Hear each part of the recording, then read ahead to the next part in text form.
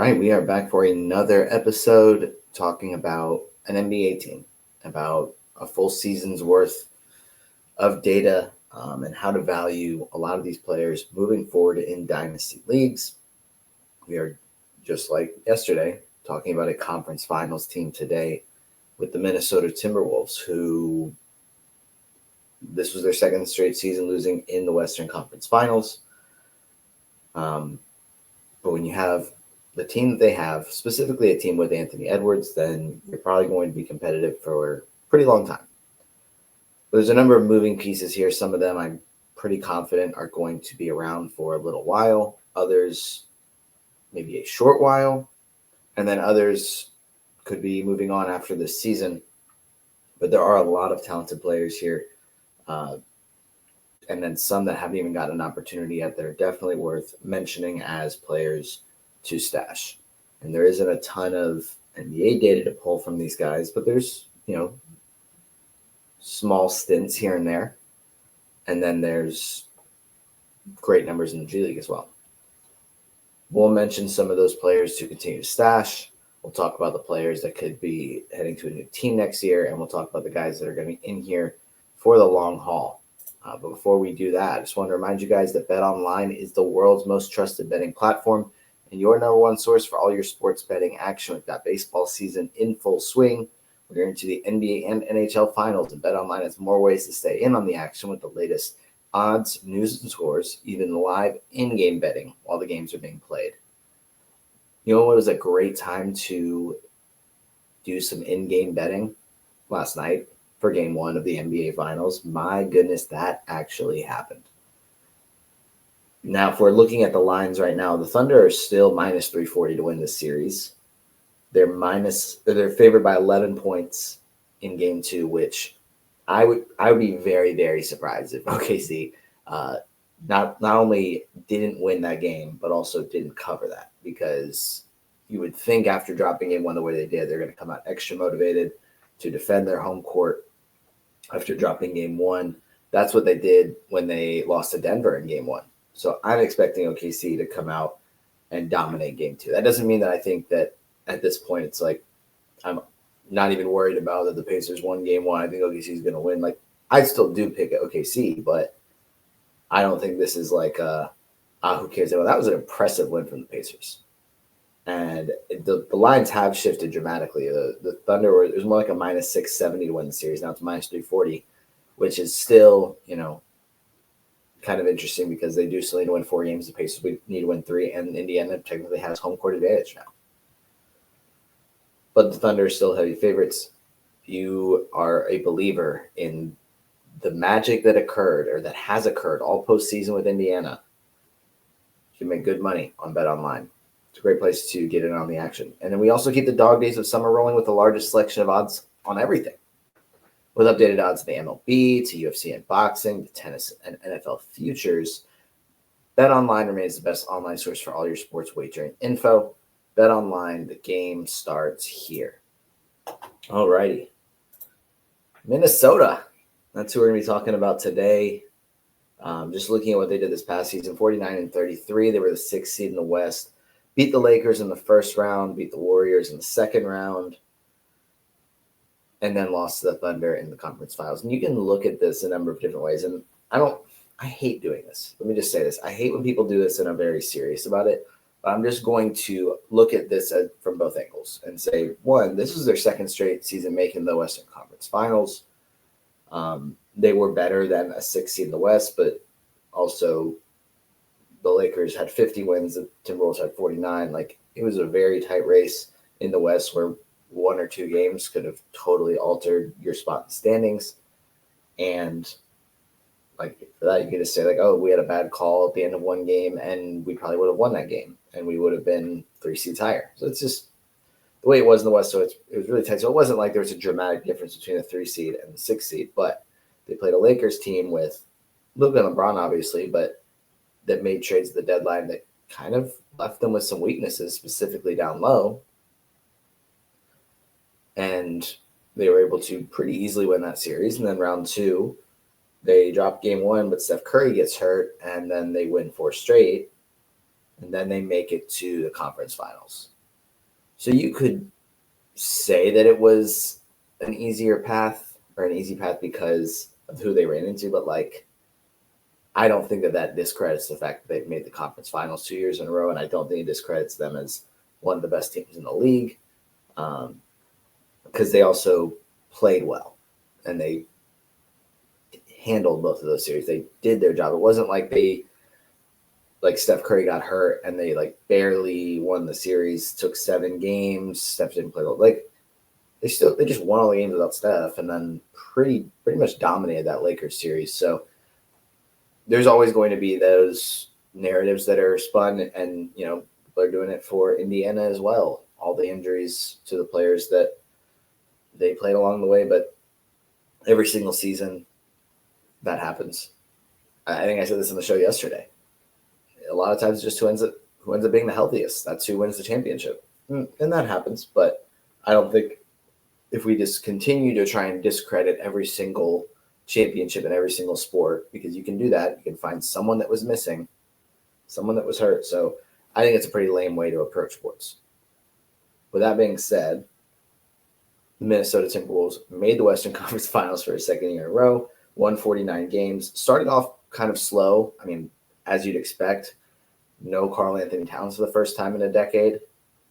And then they're trying to introduce Julius Randle and Dante DiVincenzo to how to play with Anthony Edwards, and Anthony Edwards how to play with them, as well as all the other moving pieces.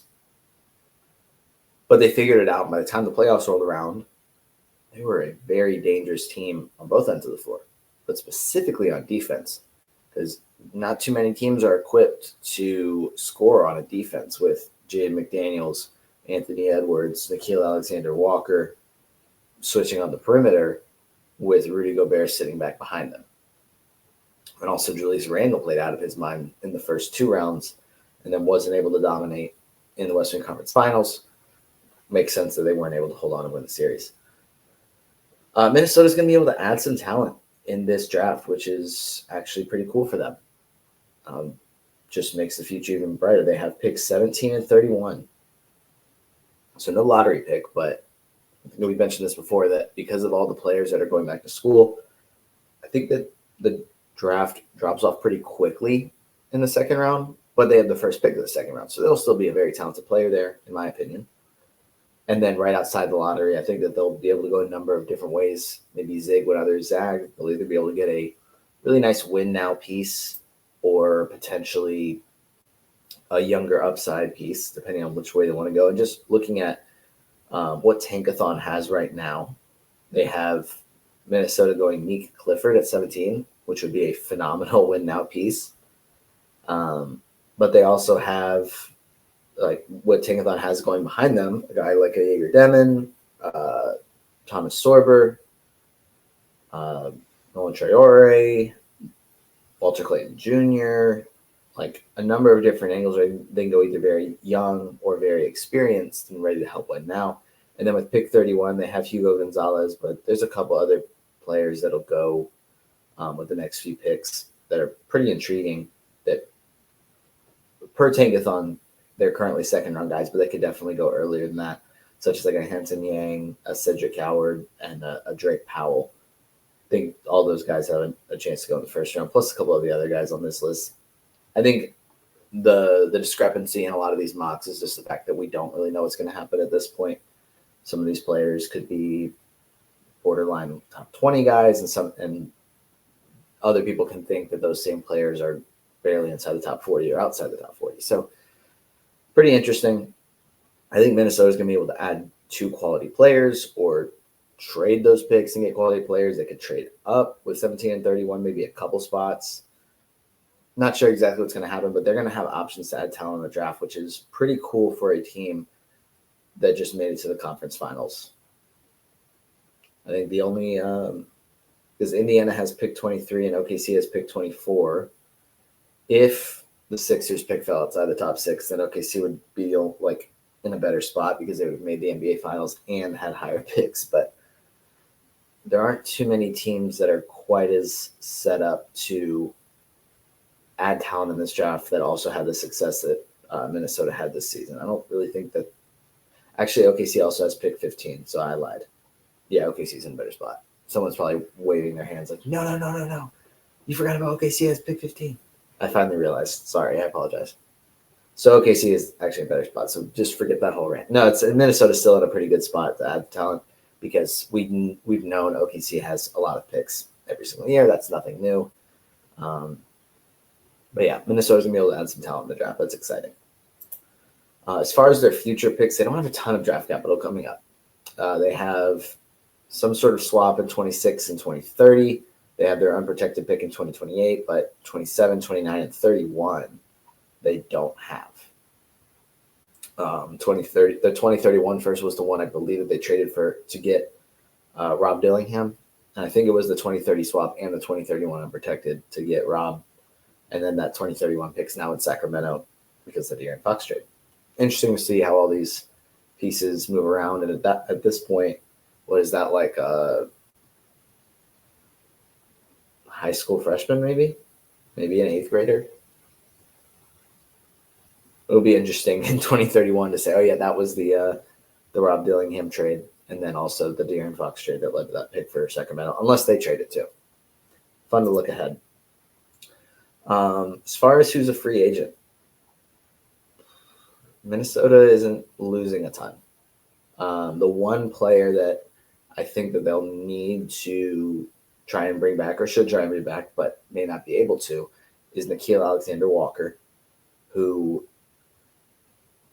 is a talented offense player, but really he's making his money on the defensive end.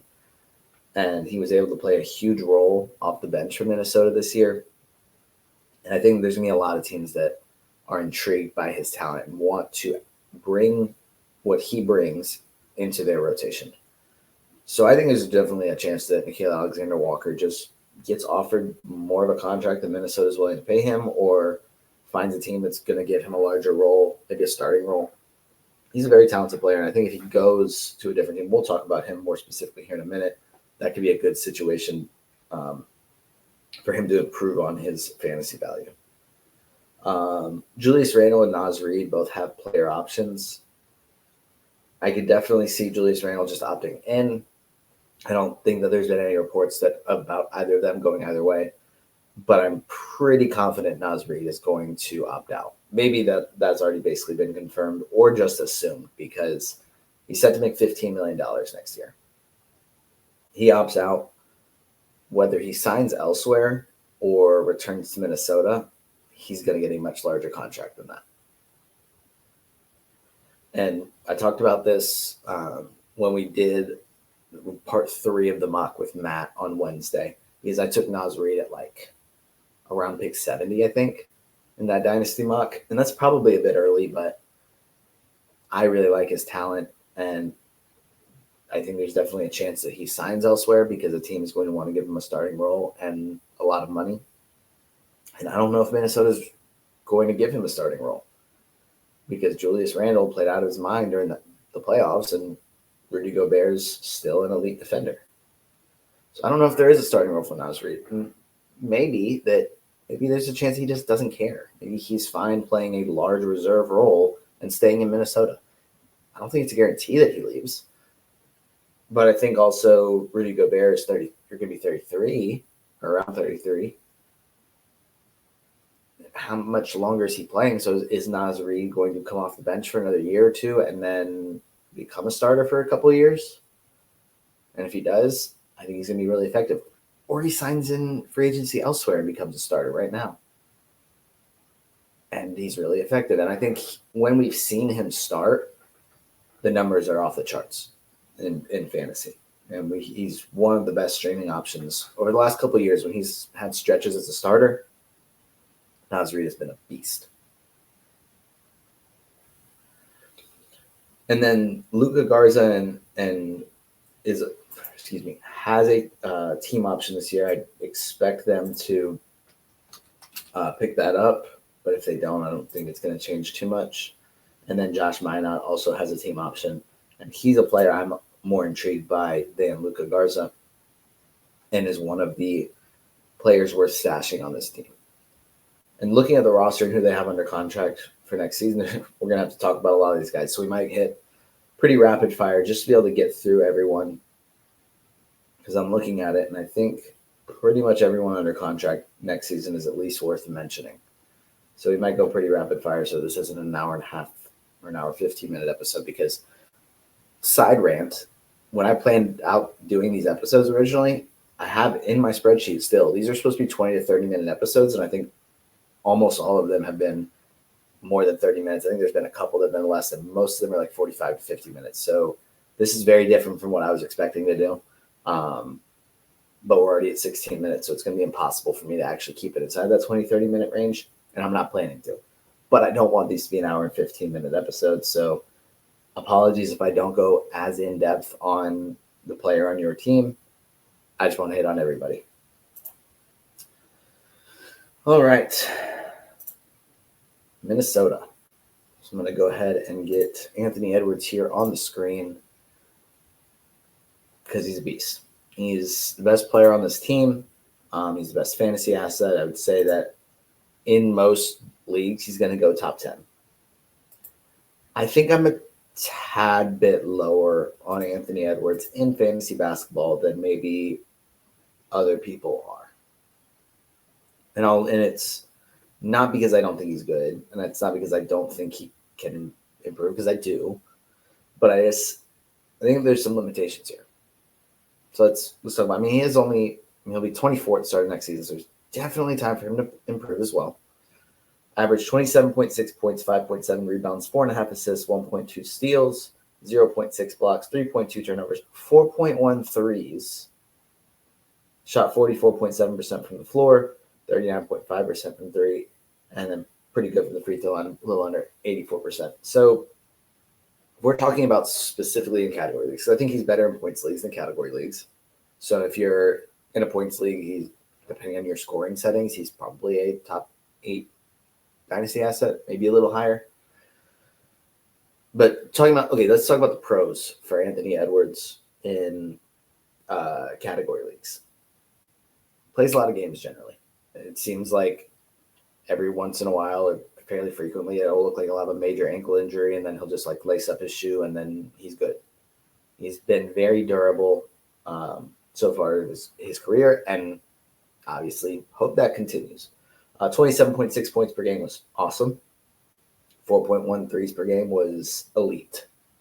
That was a huge jump for him this year to get over 4 threes per game. Led the league in total threes made over the course of the season. But last year he averaged 2.4 threes per game. So he made a leap in threes made per game. His previous career high was 3 per game, which is what he did during his second season in the league. So at 10.3 threes per game, career high, but also made 39.5% of them.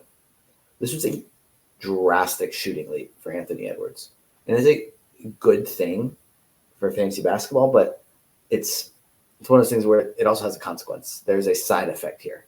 And that's that the field goal percentage takes a hit. Shooting more threes, even if he is shooting threes at a high percentage, at a high clip, the field goal percentage takes a hit because a bad field goal percentage can still be better than a good 3-point percentage, which is what we saw here. 44.7% isn't great. He wasn't phenomenal with his field goal percentage before that. 46.1% the year before was a career high. But let's look at how many. So just to track back to the games played, it has played at least 72 games in every season of his career. Last 3 seasons has played 79 games in each. So feel confident that he's going to, if he's able to, he's going to be out there. The threes are great. The points are great. The rebounds are above average. The assists, 4.5 was solid, like pretty good. Could we see those go up? Maybe, but I think there's a reason that Mike Conley is still playing a ton, even at his age. And I think it's because Anthony Edwards is better when there's another point guard out there. And I think they tried it for stretches of just Anthony Edwards and Julius Randle. It's more effective with a true point guard out there. So hopefully for them, eventually that's Rob Dillingham. But for now, it's Mike Conley or someone else they draft or someone else they bring in free agency. other options where I don't think that they're going to just straight up have Anthony Edwards be the lead ball handler to a point where he can get to like 6.5, 7 assists per game. We've seen Devin Booker do that in Phoenix, where there's been times where he's basically just been the point guard, and we've seen his assist numbers look great. I don't think that ever happens with Anthony Edwards, at least not in the next few years. I'll say things can change. Don't really see that happening within the next few years. 1.2 steals per game was decent, but it's one of the lower marks of his career. He's been over or at least a steal and a half twice in his career, 2 of his 5 seasons. So maybe those can be a little better next year. But he's athletic. He can occasionally get a block shot, but not really doing much there. But the field goal percentage being where it is, the turnovers not being great, he's not as well-rounded of a 9-cat player as maybe people view him as. So he was, this is still including some of the playoff stats here, but basically the field goal percentage and turnovers are negatives. And then the main positives are points and threes. And then he's around pretty average everywhere else. So he consistently goes in the first round of redraft leagues and goes even earlier in category leagues. And I just think he probably just needs to go a touch lower. Just now, I'm able to get just the regular season stats on Basketball Monster. He was 16th in 9-cat leagues on Basketball Monster.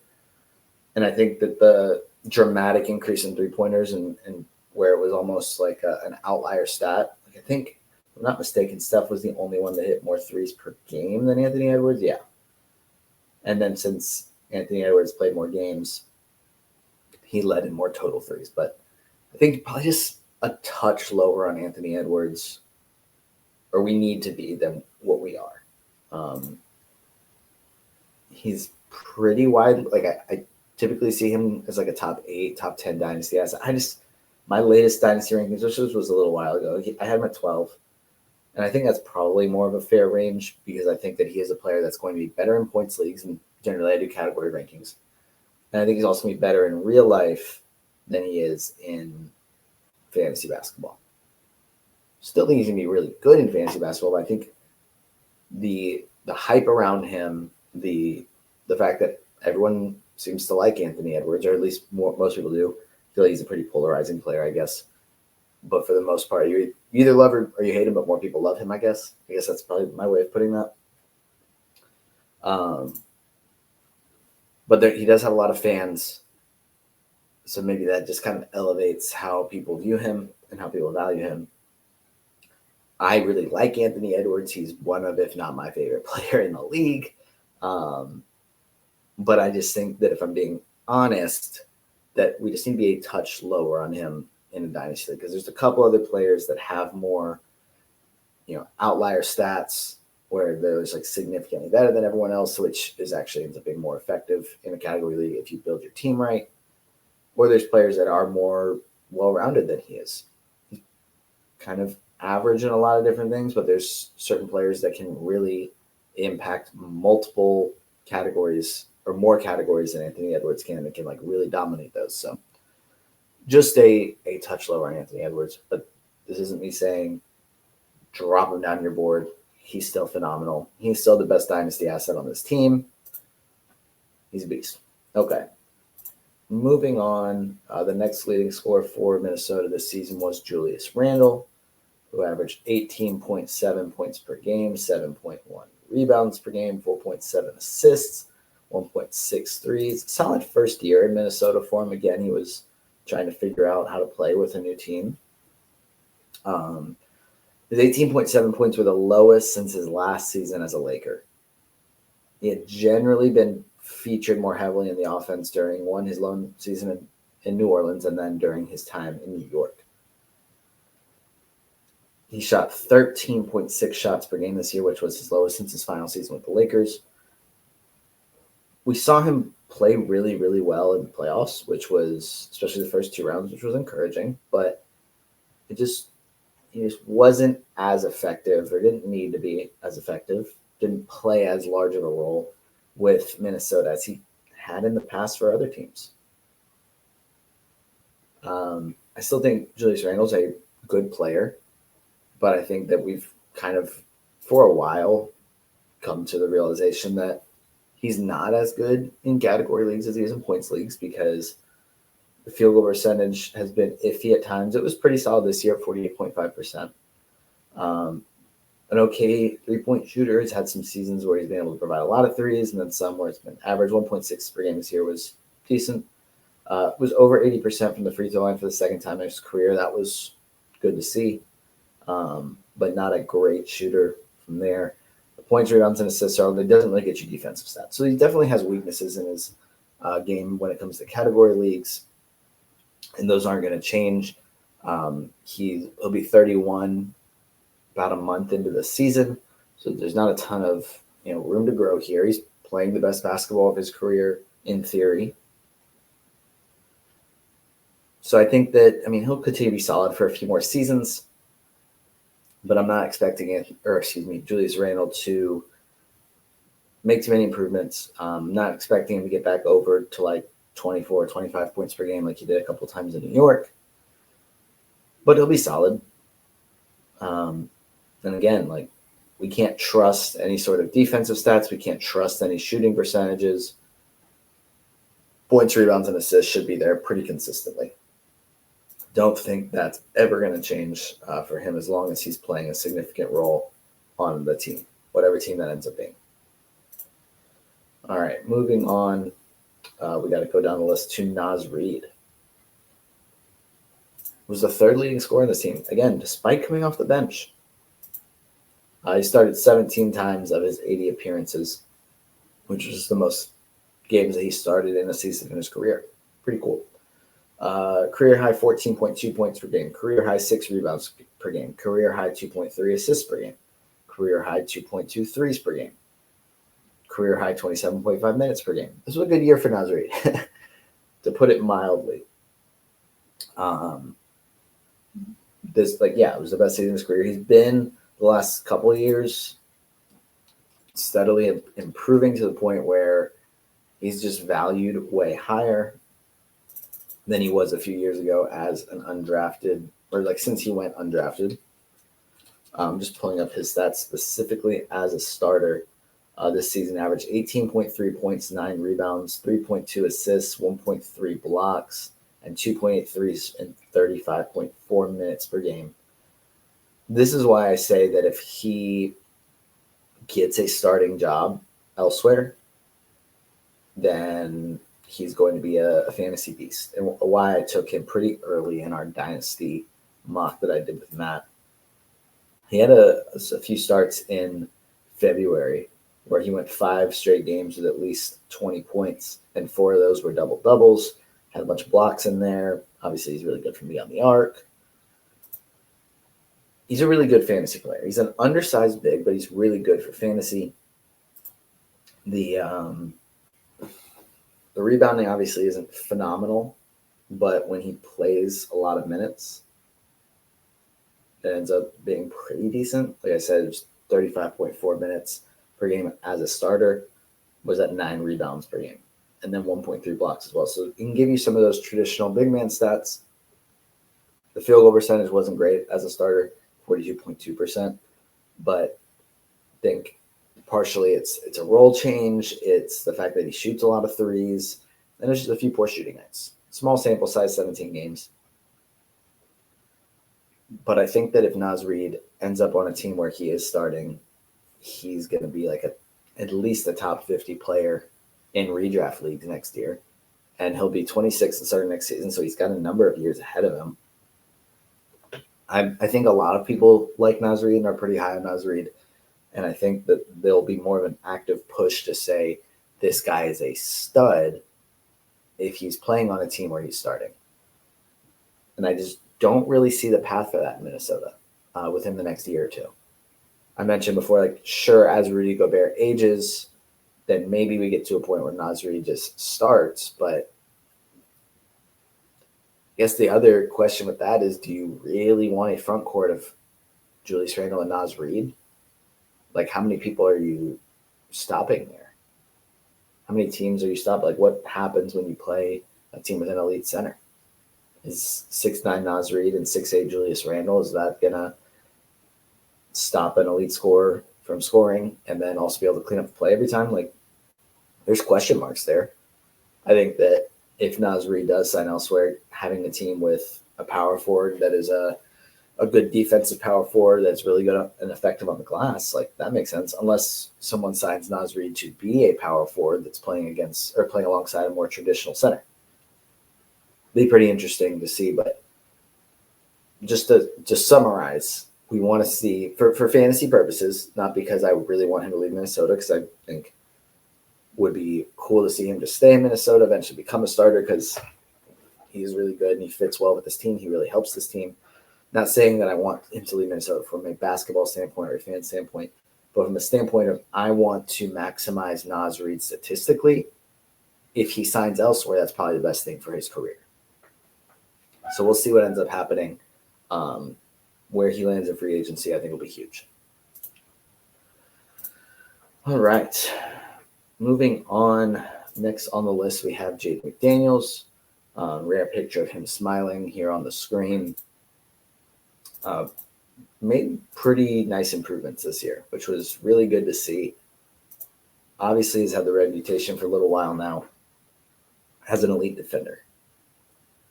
What we saw this year was career high 12.2 points per game, career high 5.7 rebounds per game, career high 2 assists per game, career high 1.3 steals per game. That was the big one. And then almost a block per game, 1.2 threes per game, decent field goal percentage, decent free throw percentage, but doesn't shoot many.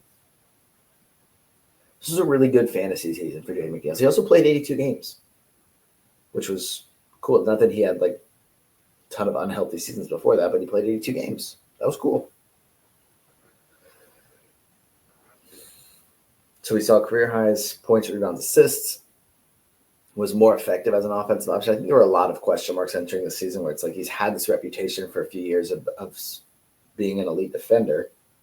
But it was like, if he's not taking strides on offense, like how much more can we trust him? But I think he made genuine improvements this year and also translated some of that defensive ability to steals. 1.3 steals per game is a career high. That was, again, really good to see because we have a few, not many, but there's a handful of really, really good defenders that don't force turnovers. And he was in that, I guess, kind of fit that category for a little while. Didn't happen this year, which was good to see. So this is who he is moving forward, where we can rely on him as a better rebounder, a decent, not great scorer, but like get you some buckets, and then can get you over 2 stocks per game. Jaden McDaniels becomes more valuable. He'll be 25 starting next season, so there's definitely still time for him to continue to develop. But he's already a really effective player in real life, and it's becoming where he's also really effective in category leagues. All right. I said I was going to keep everything brief, and I'm keep forgetting to do that. Rudy Gobert, he'll be 33 in June. Actually, that is this month. Wow. In 3 weeks, right around, I think it's day 2 of the draft is his birthday. So we'll be busy on that day, and we'll forget. But 12 points, 10.9 rebounds, 1.8 assists per game. I mean, it's Rudy Gobert at this point. He also averaged 1.4 blocks, played 72 games. Cool. We know what Rudy Gobert is. He's going to get you rebounds. He's going to get you blocks. He's going to shoot a high field goal percentage. The points were the lowest since his third year in the league. But frankly, on a team with Anthony Edwards and Julius Randle, Rudy Gobert is not going to be prioritized at all on offense. So a lot of it might just come down to, can you get offensive rebounds or catch the occasional lob? That's what it is. Rudy Gobert, not too much is going to change for him. As he ages and maybe sees fewer minutes, maybe the production starts to dip, but nothing's going to change outside of that. He is who he is at this point. He holds value, especially to win now teams, but We can't expect any growth, basically. Dante DiVincenzo's first season in Minnesota, after seeming like he was going to be part of the Nova Knicks, then got traded. 11.7 points, 3.7 rebounds, 3.6 assists, 1.2 steals, 2.8 threes. Played 62 games. He's changed teams a lot over the last handful of seasons. Start of the 2021 season, he was with the Bucks, which is where he spent the first 3.5 years of his career. Then he was with the Kings that second half of that year. Then the Warriors for a year, then the Knicks for a year, then the Timberwolves for a year. So he's changed teams a lot recently. But we know who he is. Last season with the Knicks was the best of his career. And now this past season with Minnesota was solid. But it took him time to figure things out. He was also more of in a starting role for the most part with the Knicks. Was more in a reserve role with Minnesota. But I think he kind of eventually felt comfortable in that role and was able to be effective in the postseason. He'll continue to be a solid reserve for them. I don't imagine that he started. He started 10 games for them this past season. Maybe they change that to where they bump him into the starting lineup, but I don't really foresee that happening. I think, again, that they're going to want a point guard presence out there with Anthony Edwards, not just another scorer, and kind of make Anthony Edwards the point guard. But maybe they change their plan. Possible. I just wouldn't bank on it. So I think Dante DiVincenzo is going to continue to be a solid reserve for them. Most of his value is going to come from beyond the arc, but can get you a steal, a handful of points, decent rebounds, decent assists, and that's who he is. All right, moving along. Next up is Nickeil Alexander-Walker, who averaged 9.4 points, 3.2 rebounds, 2.7 assists, 1 point. Oh, excuse me. He wasn't. I'm reading the wrong line. He was not at a steal per game. But he also averaged 1.7 threes per game. So this was the second straight year that he played 82 games for Minnesota, mostly off the bench. Decent scorer, a good defender, but didn't really get a ton of defensive stats. But at one point of his career, he did reach over a steal per game when he was with New Orleans. Not great, but did reach that mark. But if he signs elsewhere and he's able to find a starting role, and I'm not saying that's a guarantee, because I think that more than likely, whether he stays here in Minnesota or signs elsewhere, he's going to be brought in as a reserve that can come in and play a large role and play really good defense. I think that's probably what's going to happen. But in the scenario that he finds a starting role, you can see all these numbers tick up. You can see him get over a steal per game, effective from beyond the arc.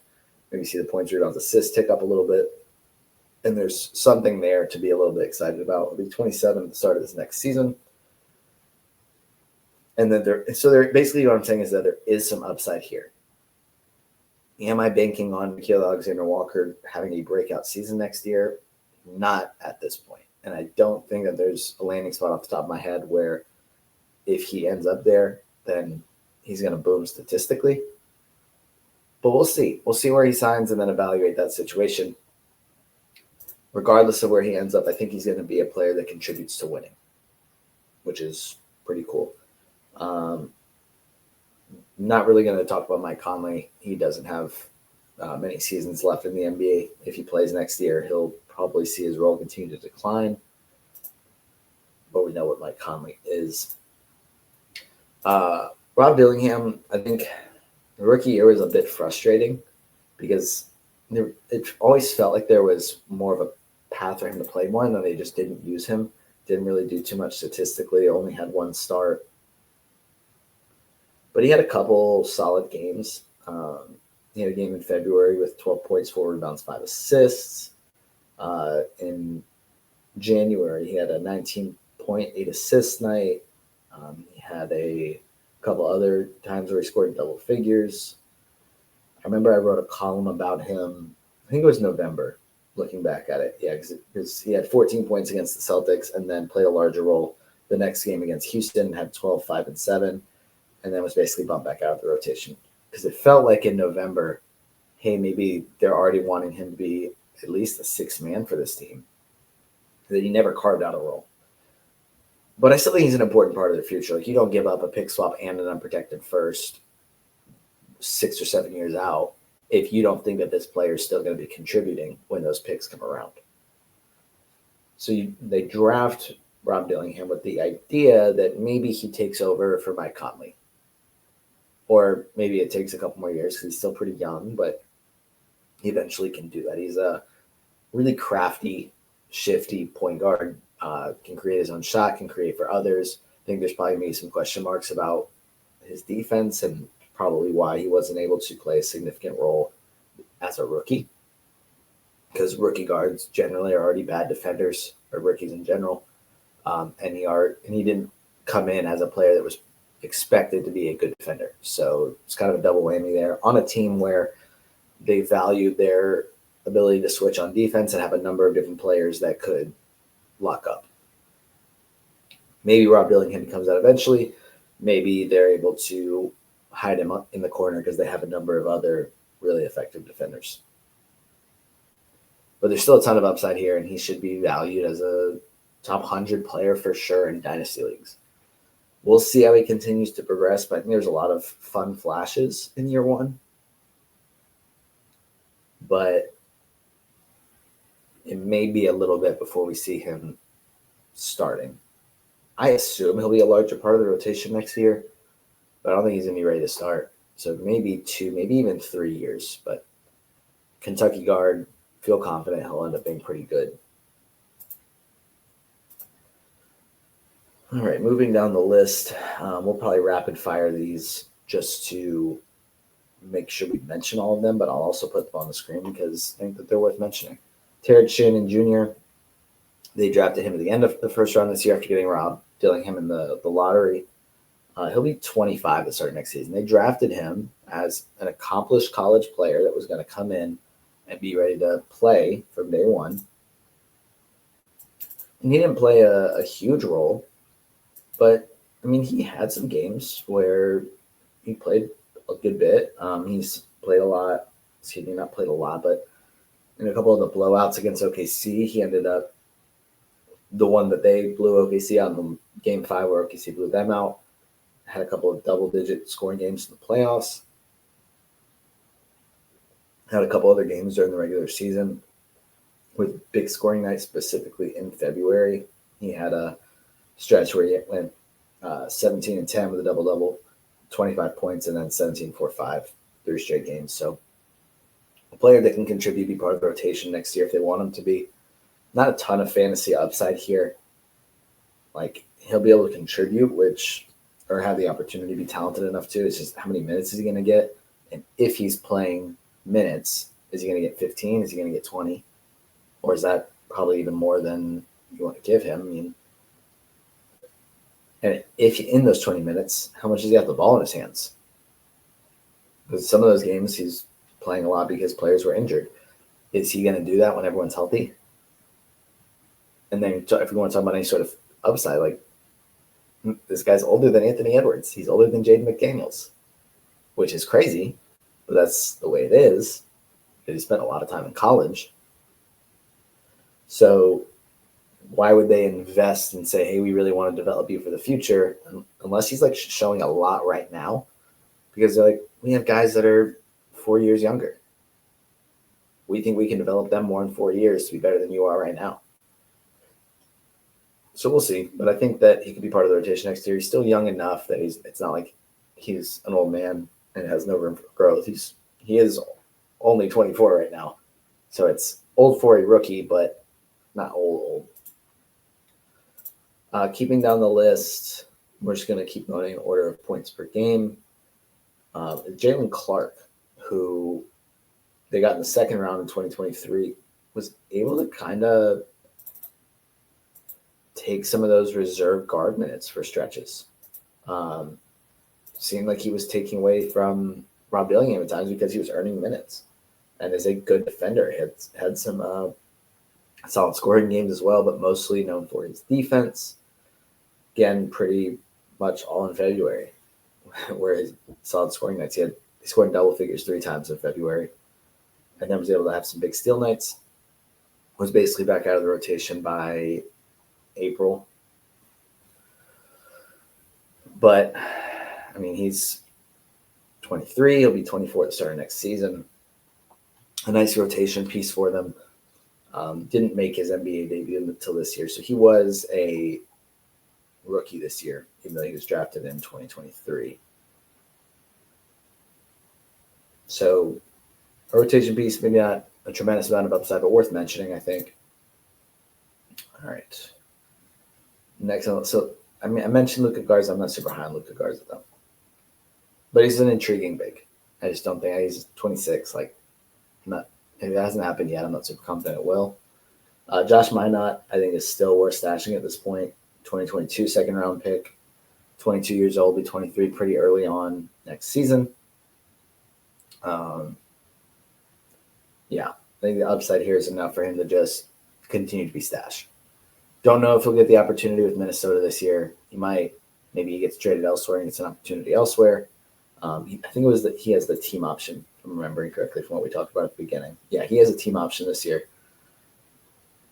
I assume that they pick him up because it is pretty cheap and he still does have a good bit of upside. And the last player I want to mention is another player that's in a fairly similar situation. The 2023 second-round pick, who I think was supposed to go a bit earlier but then slipped to Minnesota, was Leonard Miller. He has a team option for the 2026-27 season, which I assume they'll pick that up. He'll be 22 pretty early on this year.